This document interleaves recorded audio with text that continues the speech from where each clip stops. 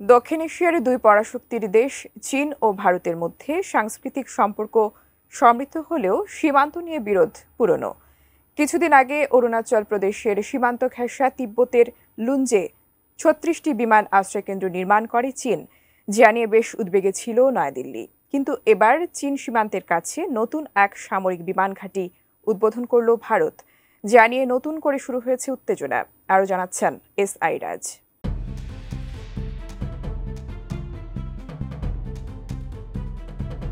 গেল কয়েক বছরে তিব্বত জুড়ে সামরিক বিমান ঘাঁটি সম্প্রসারণে ব্যাপক বিনিয়োগ করছে চীন। সম্প্রতি গোপনে ভারত সীমান্তের কাছে চীন নতুন ক্ষেপণাস্ত্র বাংকার নির্মাণ করছে বলে তথ্য উঠে আসে স্যাটেলাইট চিত্রে।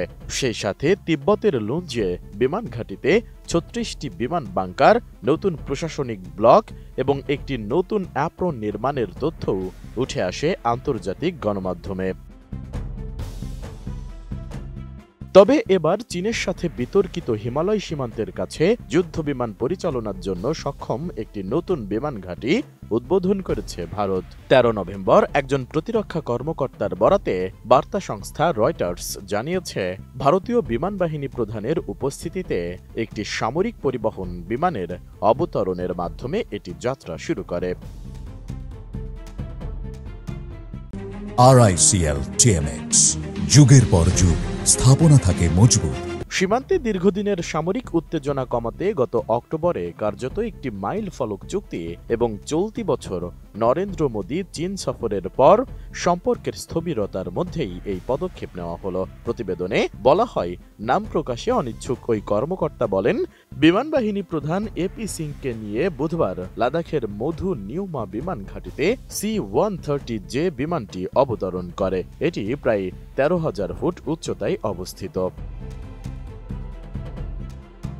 তবে এ নিয়ে তাৎক্ষণিকভাবে কোনো মন্তব্য করেনি ভারতীয় বিমান বাহিনী ও প্রতিরক্ষা মন্ত্রণালয়। নতুন বিমান ঘাঁটিটি চীনের সাথে প্রকৃত নিয়ন্ত্রণ রেখা ল্যাক থেকে মাত্র ৩০ কিলোমিটার দূরে অবস্থিত। এটি এই অঞ্চলে ভারতের তৃতীয় গুরুত্বপূর্ণ স্থাপনা।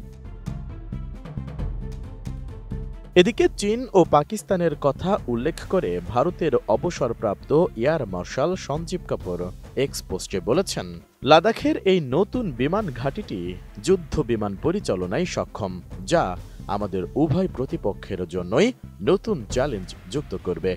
তিনি আরও উল্লেখ করেন, চীনেরও একই উচ্চতায় একটি বিমান ঘাঁটি রয়েছে। এস.আই. রাজ, ডেস্ক রিপোর্ট, এটিএন নিউজ।